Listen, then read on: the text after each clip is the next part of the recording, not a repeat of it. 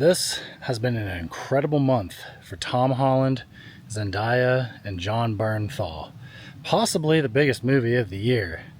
A lonely hero's journey with some fantastical events and a bout of amnesia. A lonely hero who just wants to be home with the ones that he loves. Oh wait, that's the Odyssey. Today we're here to talk about Spider-Man, Brand New Day.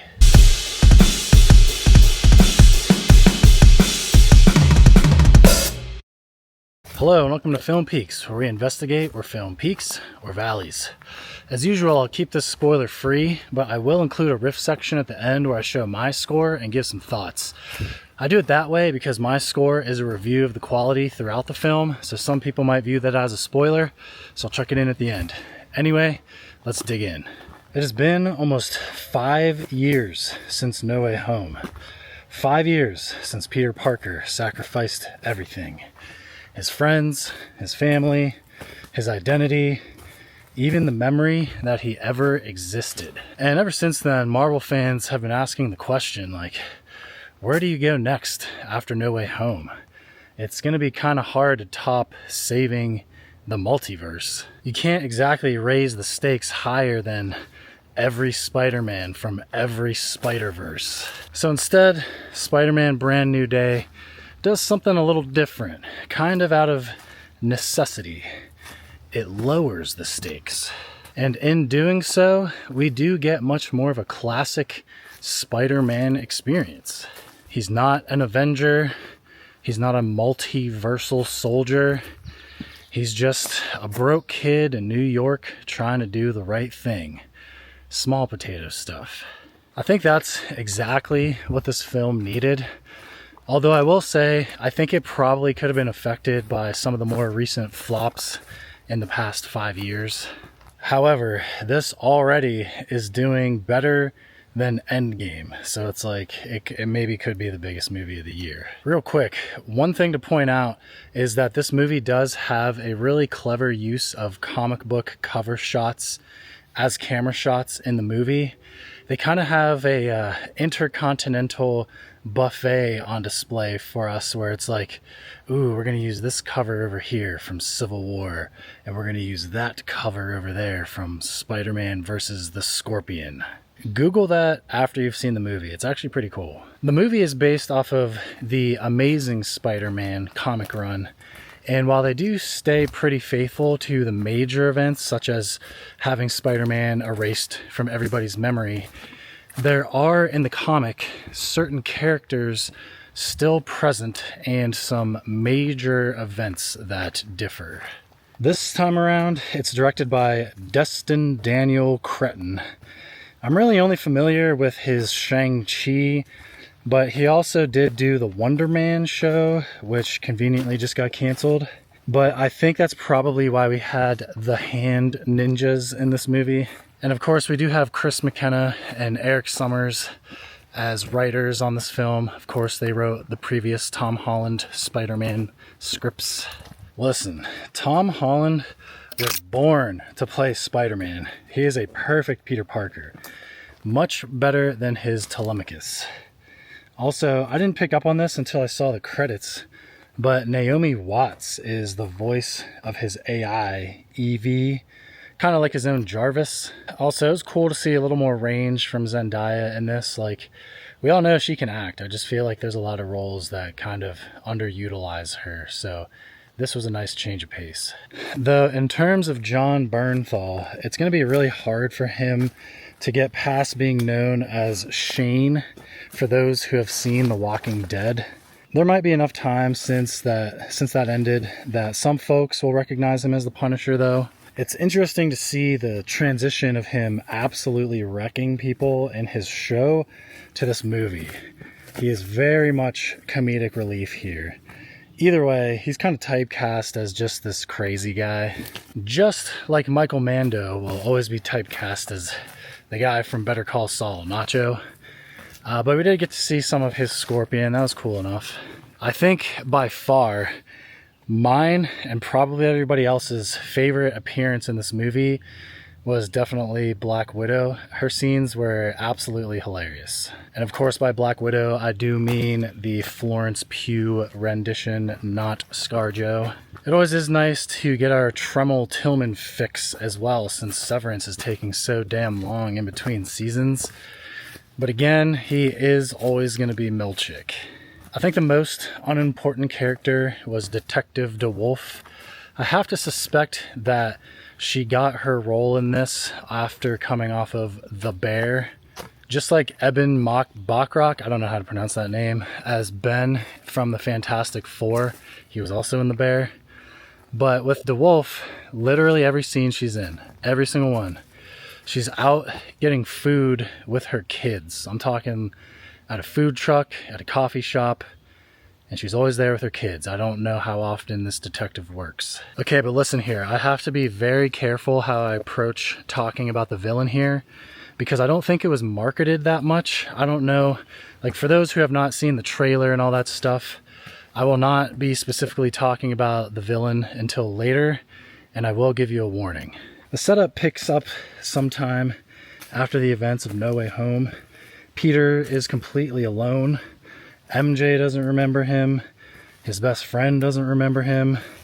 The world has moved on, even if Peter hasn't. Trying to rebuild his life from scratch, he throws himself into being Spider-Man full-time. But when a new criminal conspiracy starts spreading its way across New York, Peter finds himself getting involved in a conflict much bigger than he could have imagined. Who'd have thought? Only this time, there are no billionaires, no magic spells, no multiverse shortcuts. It's just Spider-Man trying to save the city that desperately needs him. The smaller scale actually becomes one of the movie's greatest strengths. I mean, come on, they're saving all the spectacle for Doomsday, and for another reason that I will mention once I talk about the villain. But for the first time, Peter is truly alone. No safety net whatsoever. Every decision he makes, every victory, every mistake belongs entirely to him. You can feel just how exhausted Peter has become, especially emotionally. He's carrying the weight of a world that has literally forgot his existence. And despite all of that, every morning he still wakes up and puts on that mask. And if you ask me, that's the most Spider-Man thing imaginable. After years of cosmic threats, reality-hopping villains, and universe-ending stakes, watching Spider-Man stop robberies, chase criminals across rooftops, and actually protect neighborhoods again is surprisingly refreshing. Superhero fatigue is a thing. Like, every fight feels personal, and every rescued civilian actually matters here. And because the stakes here are that much smaller, in the end it actually feels like they're that much bigger. Alright, let's talk the action. This is some of the best movement that I've seen come out of the MCU. One thing this movie absolutely nails is the movement. Spider-Man feels fast again, creative, and all-time high resourcefulness. The web swinging sequences are fantastic. Like, every swing through Manhattan feels kinetic. The choreography here does remind you that, you know, Spider-Man isn't the strongest hero out there. He's just incredibly fast and incredibly smart. There are several fight scenes where Spider-Man wins simply by outthinking his opponents. You know, not because he overpowers them. It feels very like a comic book Spider-Man. The cinematography also deserves a ton of credit here. New York finally feels alive again. Not just as a backdrop, but as a character. This is the most friendly neighborhood the MCU has ever allowed Spider-Man to be, and I loved that. Okay, maybe not ever, but whenever you see the movie, you'll see what I mean. The tone is also consistent for what Spider-Man is supposed to be. It is supposed to be funny. Peter does constantly joke during fights, that's not specifically an MCU thing. That is how Peter Parker deals with fear. The emotional core also works surprisingly well. Without giving anything away, the movie spends a lot of time asking whether Peter made the right decision at the end of No Way Home. Whether sacrificing his entire personal life was actually worth it. And I think that's kind of a fascinating question because superheroes always save the world. Very few movies ask what it actually costs after saving the world. This one does, and I think because of that, it is stronger for it. Now, with all that said, I don't think this movie is perfect. The biggest issue probably is the villain, or lack thereof. Don't worry, still not spoiler territory. Check out this little gateway to another dimension here. We're going up that. But not because they're poorly acted. Like, that's quite the opposite. But when you're coming off the heels of, like, the Green Goblin, Doc Ock, even Mysterio, the antagonist does struggle to leave that same lasting impression. And, like, they're intimidating at first. I just never found them quite as memorable. The major thing is that it kind of feels like an origin story at times rather than a Spider-Man movie. Like, time to build the next crossover type of deal. In fact, there's not really any major persistent threat here. The pacing is a little uneven in the second act. The movie does spend quite a lot of time setting up future storylines, but I mean, it's the MCU. We gotta keep those open connections wherever we can. And while none of it is like necessarily bad, it just kind of pulls away from Peter's journey at times. And that's what I'm interested in.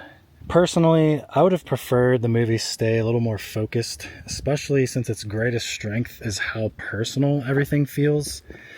This movie does benefit from not trying to outdo No Way Home, though. Instead, it becomes its own thing. It's smaller, more emotional, more character-driven. It understands that not every Spider-Man story needs to involve saving the entire universe. Sometimes, stopping one person is enough. That's where Spider-Man has always been at his best. It trusts Peter Parker enough to carry the story by himself.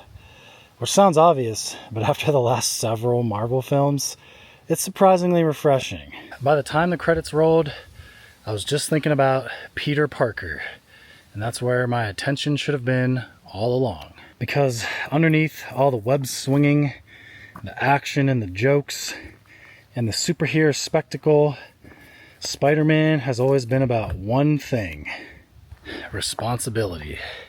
The responsibility to keep helping people even when nobody remembers your name. Anyways, I will call it here before the riff section because there is a couple things I want to go over.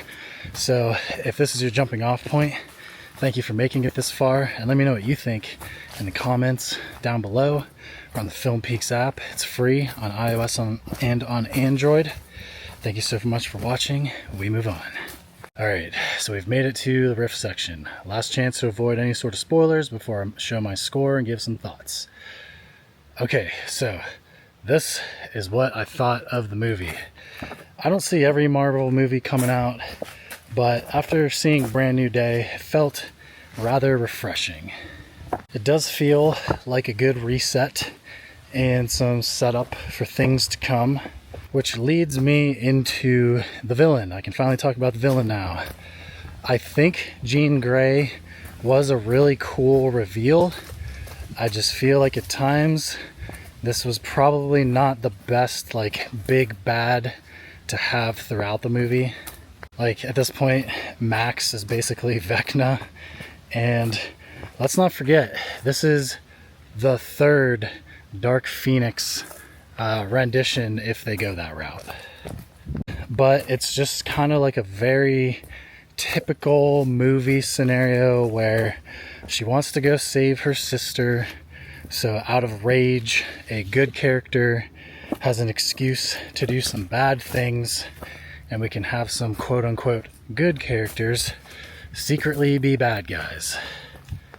Also, in the comic books, her sister Sarah is a human and doesn't have telepath powers, but I guess I'll forgive that here.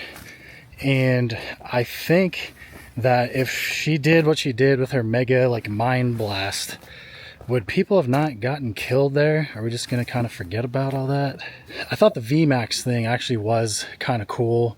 It could have been lame, but the idea that it was her sister's like final thoughts going through her head as she was dying, and she just saw a combination of words on the ceiling and was somehow able to reach out to Jean Grey.